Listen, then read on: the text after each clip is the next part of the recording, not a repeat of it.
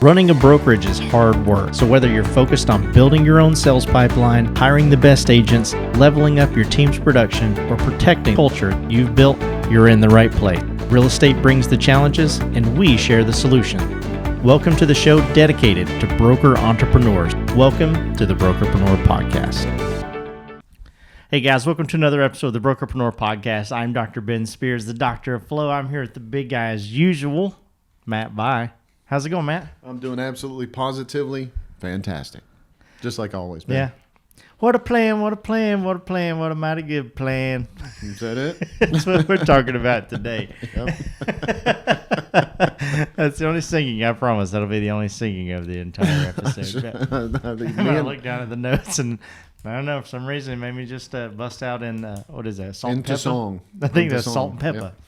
Yep. But, Matt, we're talking about, having a plan. Right. Right. That's super vague. Right. Right. So tell us, tease us a little bit about what's to come. Yeah. We talk about having a plan all the time because you got to have a plan. Of course. Right. And so we get the chance to talk to a lot of brokers, and I think most brokers have a plan. Let's call it a rough outline. Right. But getting that plan finalized to the point where it's easy to execute, that's where the issue is, and that's what we're going to focus on for a few minutes today. I love it. Well, guys, before we get started, I'm going to turn my audio levels down here just a little bit. Before we get started, make sure wherever you're listening to this, hit that follow button, that subscribe button. There's no better time than the present than to go check out Brokerpreneur Coaching at brokerpreneurpodcast.com. It's your place to kind of get some really cool free things that we have to offer. Different guides, different resources that we just love, helping our listeners with. And then, of course, if you feel like, gosh, man, I'd just like to talk to these guys a little bit more and in depth about my business, that's what we're there for as well. So, making a plan. Yep. Right. Step one, Matt. I'm just going to go steps, right? Step one. Well, that's so I love that, Ben, but that's not what we're doing. I know.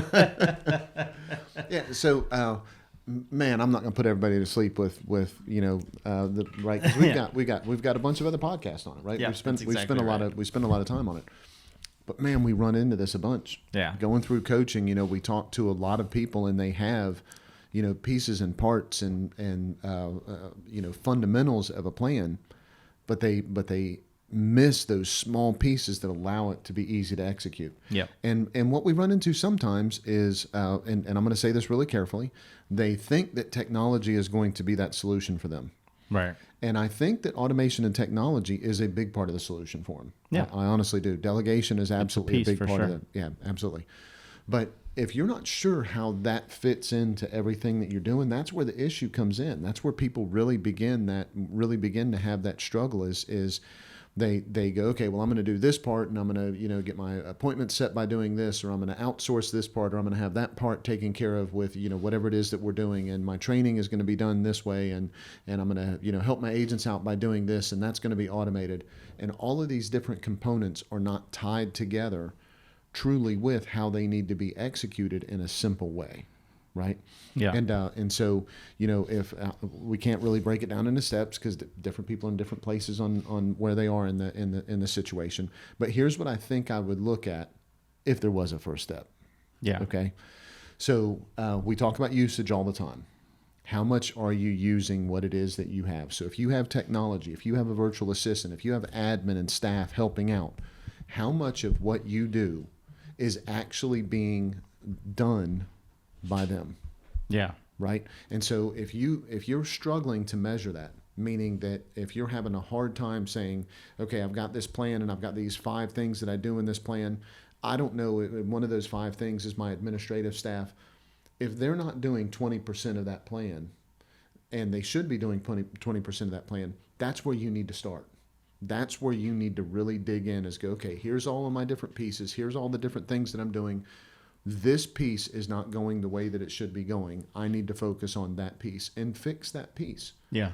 Don't start working on that piece and then go work on the other piece and go work some of the other piece and go work on this piece of the 15th and go do this a little bit more. And right. Because the next thing you know, by the time one piece gets going the way that it's supposed to, or is trying to move forward the way it should be going, and you make an adjustment on something else, that first piece, that plate stops spinning. You got to go back and right. You know it. And so what you have to do is you have to make sure that you're looking at all of those different components, seeing which one is the one that you need to pay the most attention to, get that one figured out, get it moving to a point of where you can have some real measurables coming from it, and then move on to the next one. Yeah. Yeah, absolutely. And I like, because I'm a metrics guy. Right, so you talk about measurables. Mm-hmm. Let's just touch again. Like you don't have to go over like specifics or whatever. Mm-hmm. Let's touch on that plan about how important it is to have it be measurable. Right. Yeah. So I think probably step one on that, again, for somebody that said we weren't going to have steps, we got a lot of steps here. Is lead measure and lag measure. Yeah. Right. So take a close look at the things that you're paying attention to. Is it a lead measure or is it a lag measure? Okay. Yeah. Is it something that when you pay attention to it, it helps you move towards those other things getting done? Is it those small steps along the way? Or is it something that shows you the result of what it is that you were doing? Okay. Yeah. So the biggest example, right, is a lead measure is I need to make sure that I go on the field and I need to make sure that I block my person because this is the play that's being running. Okay. Yeah. That's the lead measure. Block this person. The lag measure is how many points are on the scoreboard, right? Yeah. That's really that's really the best way to look at that. And what happens a lot of times is brokers get really busy. They put their plan together based on lag measures, and they don't have lead measures in place. And then they look at things and go, okay, I didn't get the result I wanted. Let's set another lag measure. Let's set another goal and see if we can hit that goal. And now everybody go back to it and ready, break, go get them Tiger, right? Yeah. So what you have to do instead is you have to take a look at all those different pieces of the puzzle, like we talked about. Make sure that you have lead measures and lag measures on all of those, and what you're going to notice is as soon as you start putting lead measures in place across all the different things that are supporting your brokerage growing, the lag measures are just going to they're going to show up. They're going to be obvious. They're going to be things that are going to make sense to you. A perfect example is return on investment on things, right? Yeah. So if you put lead measures in place and you have all the fundamental pillars of what you should be doing in your business, figuring out what that lag measure is, figuring out what that result is going to be real easy to do, because if the lead measure is going the way it's supposed to, you have an expectation you're going to get a certain result from it. Yep. Right? And it doesn't work the other way around. You can't just say, I'm going to set the lag measure and I sure hope some lead measures fall in place. That's not the way it works. No, absolutely. So I talk to a lot of our listeners. Mm-hmm. Right. So, guys, if you email, Brokerpreneur Podcast or reach out to us and that kind of thing, I'm most of the time the person who's responding to those and keeping my finger on the pulse, and of course Matt's shoulder to shoulder with me there as well. But I get a lot of questions about not just necessarily our coaching, but sharing real life experiences. Yep. And so, if we're talking about a plan, like if you guys have received an email from Matt, you almost always see, somewhere near the bottom, like, hey guys, keep working your plan. Yep. Right. That kind of thing. So, yep. Give us kind of a real life experience of, maybe a broker we're working with who, maybe struggled with a plan, wanted some direction and what that looks like. So that the listeners can say, okay, like I can see how that, worked. Let me take some notes and see if I can work that into my business as well. Hey, Dr. Ben here. I hope you're enjoying this episode. If sometimes you feel overloaded or alone when it comes to building your brokerage, I want you to know that we are here for you. There's so much support available to agents, but hardly any dedicated to brokers. I want to personally invite you to schedule a complimentary strategy call where Matt will help you build a 3-step profitability plan that will immediately produce results. This is not a sales pitch. There's no obligation. Simply click the link in the description below. Now let's get back to the show. Yeah. So probably what I'd say to that is most of the time whenever somebody joins the part of what we do, they've acknowledged that they have a plan that's not going the way it's supposed to. Right. Okay. Not always. Right. Sometimes sometimes people are hyper specific. Matt, I need your help for 4 months or 5 months, and this is what I need to accomplish. Yes. Right. Okay. Most of the time that's not the case. Most of the time what the case is I've got a plan. I've got some pieces in place. I'm busy. I'm selling. I'm doing the things that I need to be doing. I need somebody to help me get past these steps. And as I get to those steps, I need to be able to go to that next step. Right. Right. And so, what that basically means is the plan that they have, not only is it struggling to work the way it's supposed to, even if they did get a certain result out of it, they're going to still need a new plan. They're still going to need something else because they didn't account for those other things that are happening in there. Okay, so real life. So I don't want to use anybody's name or anything like that. Of course not. Yeah. Okay. So I talked to somebody that has a small brokerage. They don't want a big brokerage. They wanted their current agents to be more productive, and they wanted to recruit a certain number of people. And their plan was, I need to, their big attraction was, I need more agents. Right. And just to put this out there, most brokerages don't need more agents. Right. Most brokerages need their current agents to be more productive. Yeah, more profitable. Right. Yeah. And and so, but we had that conversation. Started talking about recruiting and things to put in place and everything. And as I was going through it, some of the questions that came up, I said, if you bring people on board, are they going to match the productivity of the people that you already have? Yeah. And so this is where that whole lead measure, lag measure thing comes into place. And they said, well, I'm only going to hire people that are at a certain level of productivity. I said, okay, so let me just clarify this. Your current agents aren't as productive as they need to be. Yeah. Right. We agreed that was the case. And you're going to spend a tremendous amount of time finding and isolating a certain group of people that are experienced agents that you want them to come into your company and be part of a company that the average number of transactions per agent isn't really extremely competitive in the marketplace. Right. So you're trying to keep your brokerage small. You're already struggling with your individual per person productivity.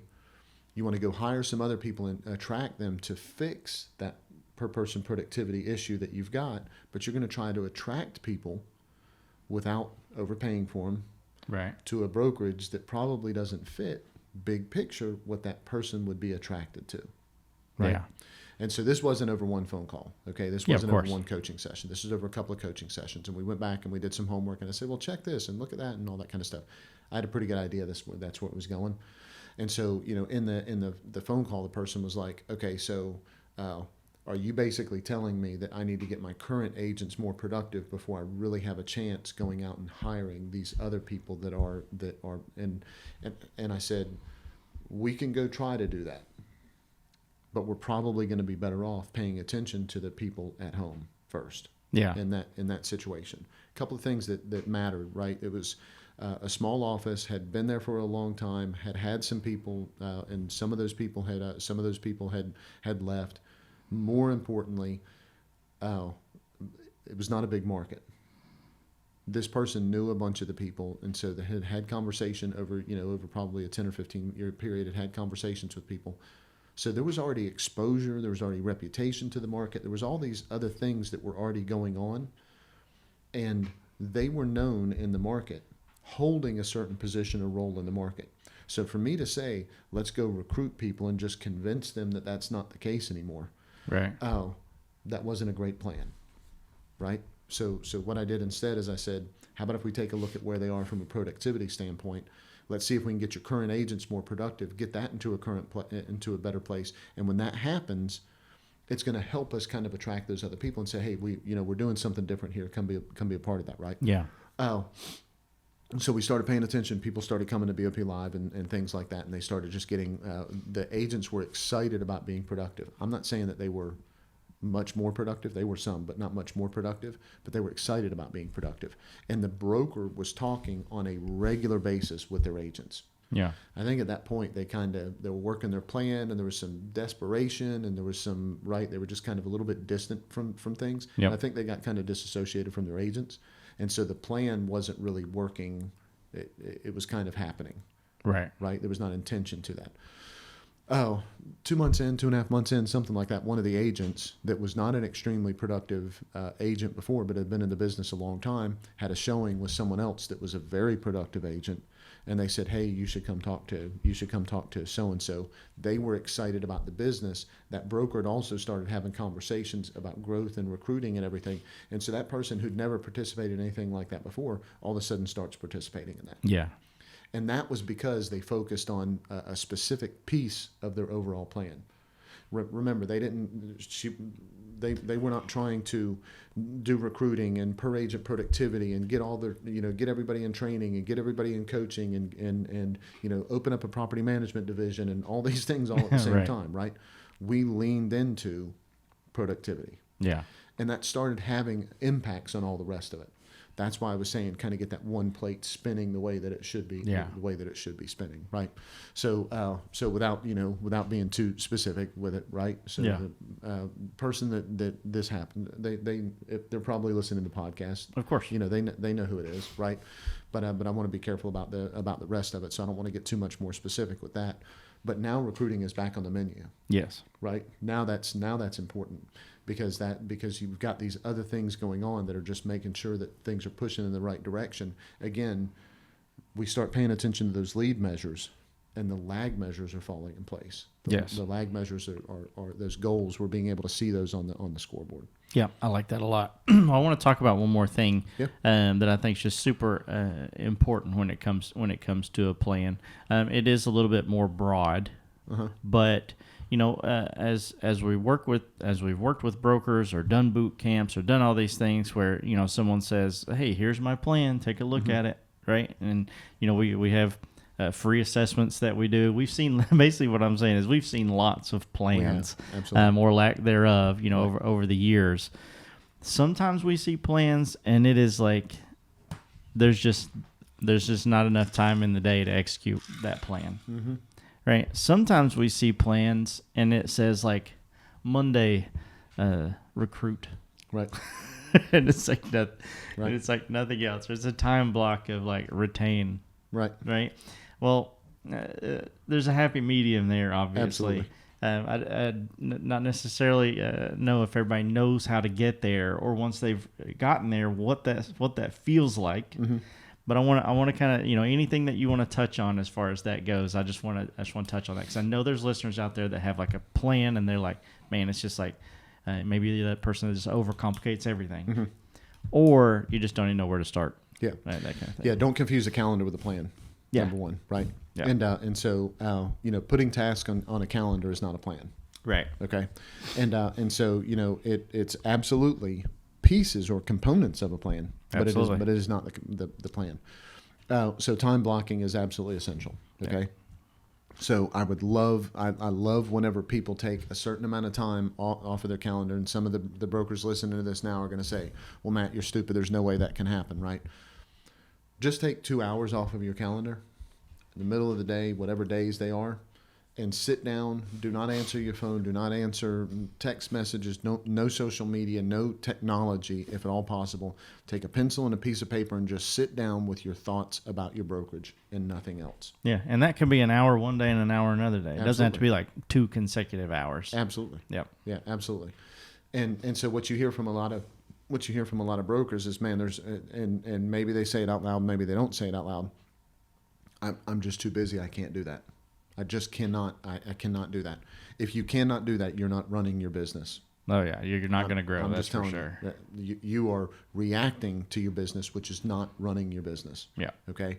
I promise you, your business will fill up 29 hours a day if you allow it. Right. Mm-hmm. Every broker out there knows that. Right. They get that. If you cannot force yourself to set those times aside, if you cannot force yourself to take those pieces out and sit there and be alone with your thoughts about what's going on with your brokerage, you are working in your business instead of on your business. And if you don't believe me, you got my phone number. Call me up and let's talk about it, because I guarantee you that's the case. Yeah, okay? Absolutely. Yeah, and you got to protect that time. Don't be offended by it. Yeah, don't be offended by that. Okay, but if you think that I'm wrong about it, we need to talk about it. So yeah. If you are offended by it. Mm-hmm. Send me an email. Right. Yeah. And he'll forward it to me. Yeah. And then I'll forward it to Matt. Oh, perfect. Matt, it's again, Guys, it's so important. It's so important to have a plan. When it comes to everything. Of course, we'd love to be part of that. We'd love to be part of that plan. Same, for the same reason that we do a lot of things. But right. Matt, anything else that you want to add before I put a little bow on it? No, man. I think that's probably it. Awesome, guys. Well, wherever you're listening to this on iTunes, Spotify, Stitcher, Deezer, any of those platforms, make sure you hit that follow button. If you're watching us on YouTube, hey, what's up? Hit that subscribe button. Hit that bell beside of it. You get notified every time we drop a new episode. If you want to learn more about what we do, go to brokerpreneurpodcast.com and, just read the homepage. It'll tell you everything that we do. And there's some free things on there that you can grab hold of. Down below in the description, especially if you're on YouTube, there's some clickable links. If you're listening to us on other places, they're copyable, right? So you can copy and paste those URLs. Yep. But gosh, it's anything from a free strategy call with Matt to an invitation to the next Brokerpreneur Not So Secret Society, which is a class we do every single Friday, absolutely free. I say class, it's like a meet, like we get together as brokers and have a party talking about brokerage growth. Yeah, it's mastermind for sure. Yeah, it's a mastermind for sure. And then last but certainly not least, there's always some kind of goodie there for free as well. But Matt, yep, we do all those things, right? And I'm just trying to remember everything that we do and say it. Right. For one reason and one reason alone. Tell them why that is. Because we just want to be part of your win.